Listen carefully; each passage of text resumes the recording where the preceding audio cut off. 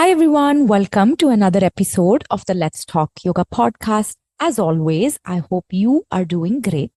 It's a lovely spring morning here at the Let's Talk Yoga headquarters in Redmond, Washington. I love this time of the year. The yard is starting to bloom with some cherry blossoms, and Munch and I spent a lovely day outside. Munch is my 8-year-old German Shepherd. If you follow me on Instagram, you would have seen me share videos and pictures of him and his antics. He is the sweetest boy. And we have some amazing sunshine here in Redmond today. And if you've ever been to the Seattle area, you know that sunshine is not something we wake up with every day. So when we have sunny days like this, it is just an absolute treat. And we spent the morning playing in the yard. We cut some blooms for the office and just spent time soaking up the sunshine. We also got to see a woodpecker using its very strong neck to go at a log in the yard. And that's always fascinating. So wherever you are in the globe, as you're tuning in, I hope that you get to have some wonderful moments in your day. I make a conscious effort to notice these things during my day because it just makes me feel so much more connected to myself. On the show today, we're going to be getting into a question that comes up so often in the yoga world, and that is, should you only teach those yoga poses that you can do? This is a question that has come up in yoga teacher trainings. It's a question I have asked back in my days in teacher trainings. And I believe that there is a slightly nuanced answer to this one. It's not a simple yes or no. It's actually more in the it depends category. And I love questions where we end up with the it depends, and then we got to unpack the layers and the angles within it. So that's what we are doing on the show today. I hope you find this episode valuable. Couple of housekeeping things before we jump into today's show. Please make sure that you are on my monthly mailing list. This is extremely important because once my Bollywood dance production, Project Bollywood, is over in May, I will be doing some very exciting things for the yoga side of my life. And we will be announcing all that and more on the newsletter first. So the link to get signed up for that monthly newsletter, it usually goes out around the 2nd of every month, is in the podcast description. So hit pause if you haven't gotten on this newsletter yet and get signed up. The second thing is my usual request of leaving a review and rating for the podcast. If you haven't done that yet, it is the only thing that signals to the algorithm that this is worth any yoga teacher or yoga student's time. And it's helping me keep the podcast sponsor free and ad free. And since I pour my personal resources to make this available for you, you meeting me with a review or rating is always much appreciated. All right, so let's get to today's topic. I have my hot cup of cardamom chai right next to me as I'm recording this. Grab whatever you need and settle in, and let's do this. Hi everyone, I'm Arundhati, and you've just tuned in to the Let's Talk Yoga podcast, your ultimate online destination for learning about yoga. Whether you're a seasoned yoga teacher or a curious yoga student, there's something for you here. Let this podcast be your virtual yoga school. We offer insights, inspiration, and loads of nerdy exploration of yoga along the way. But first, who am I? I'm an Indian immigrant yoga teacher living in America for the past decade. I have my own yoga school here in Seattle, and I'm also a Bollywood choreographer, and I've nurtured a thriving yoga community at my studio, as well as a global yoga audience through my courses and this podcast. Through this podcast, I intend to create a space for you, the yoga student and yoga teacher, to learn about yoga in depth. Think of this as your online yoga school, free teacher training coming to you every week. So grab your cup of chai and let's jump in. I love that we are exploring this question. As yoga teachers, should we only do yoga poses that we can personally demo, teach, and practice? I have listed 5 different angles for you to consider in this podcast. I've also made this a blog post, and the link to that blog post will be available in the podcast description. These 5 angles are to be considered based on where you are at in your teaching journey. Now, I have been teaching asana classes for about 13 or maybe even 14 years at this point, pretty much 6 days a week. So I have spent a considerable amount of time in yoga classes, at my studio, in other people's studios, in different places across the globe, teaching this. So this is a question that comes up pretty much everywhere where yoga teachers are at. So these 5 angles are to just give you some perspective so you can draw your own conclusions by the end of this podcast conversation. The first question you should be asking yourself is, are you teaching from your own personal practice?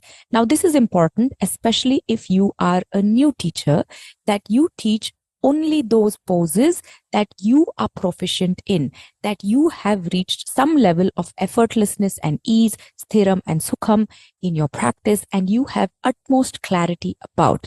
And you have practiced those poses over a length of time under different conditions, and you have consistently built up.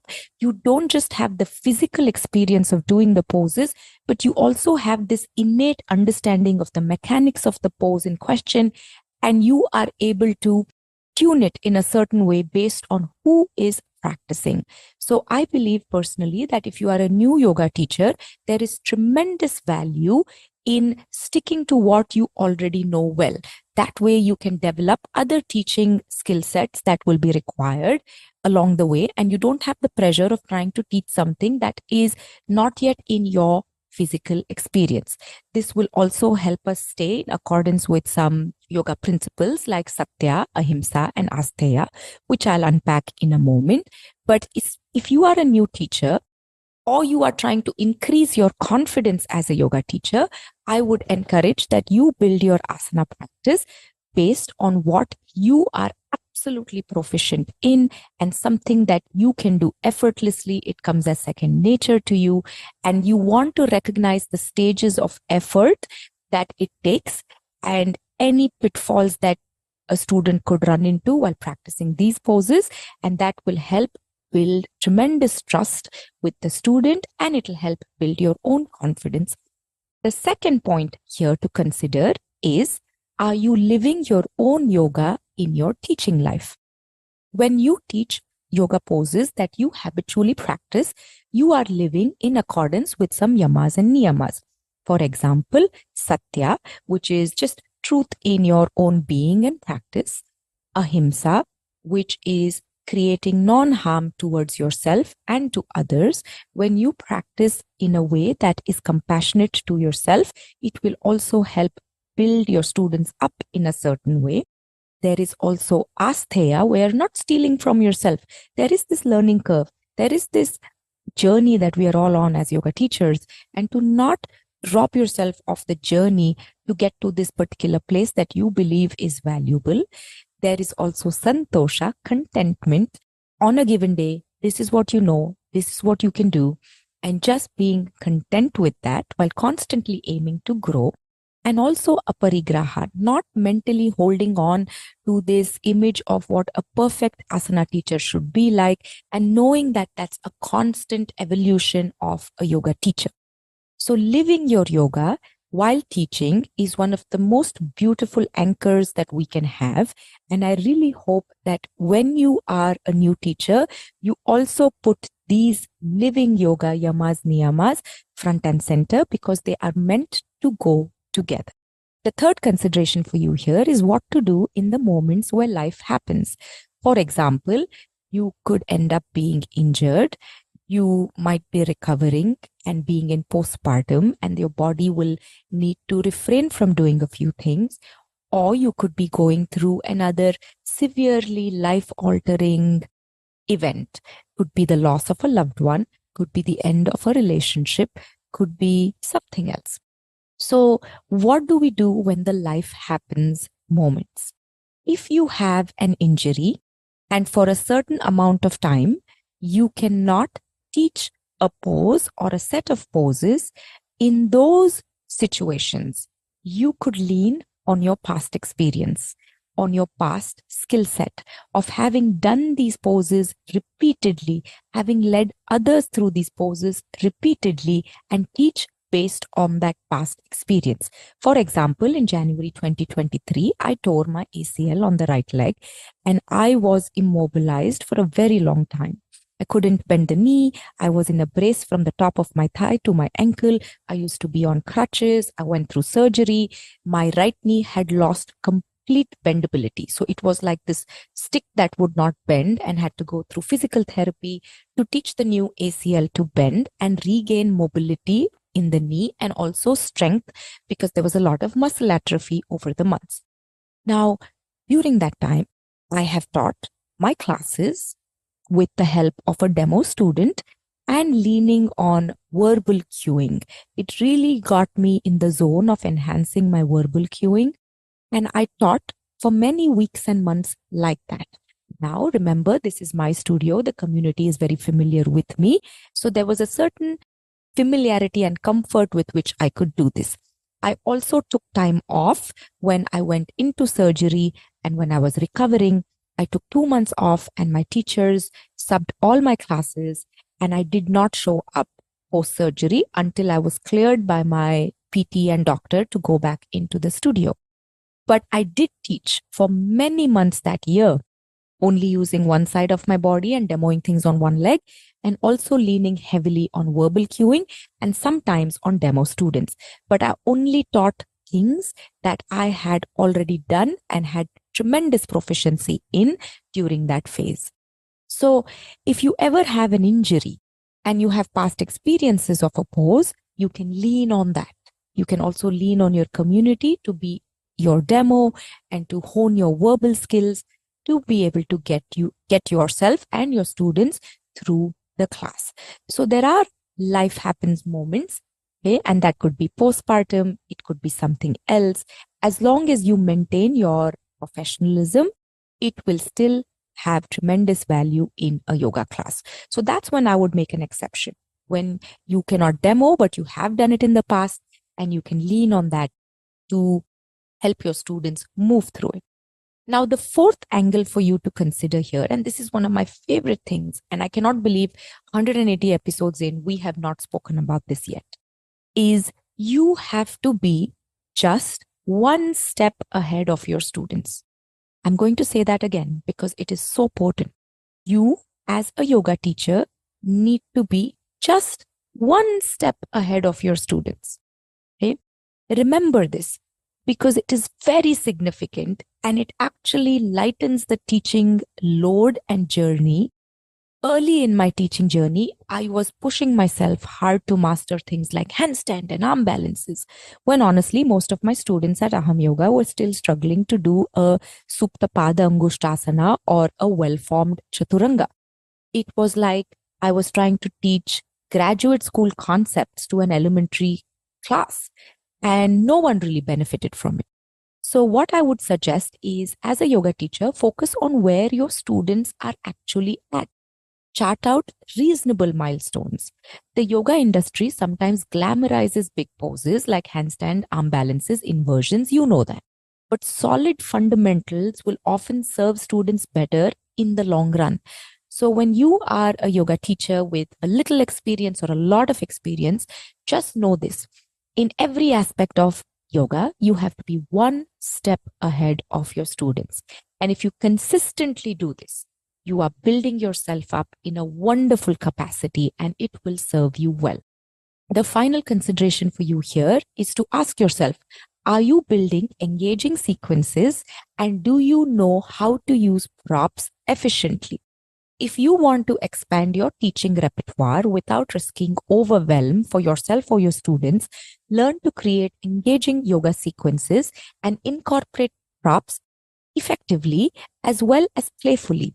It really breathes life into an asana class, especially if you have been teaching for a very long time. And if you missed the free sequencing masterclass I did a few months ago, and that happened because you're not on my monthly newsletter, I'm trying to drop a hint here that you should be on that monthly newsletter, and the link is in the bio or in the podcast description. I do have an in-depth online sequencing course for yoga teachers coming up this October. I haven't started talking about it.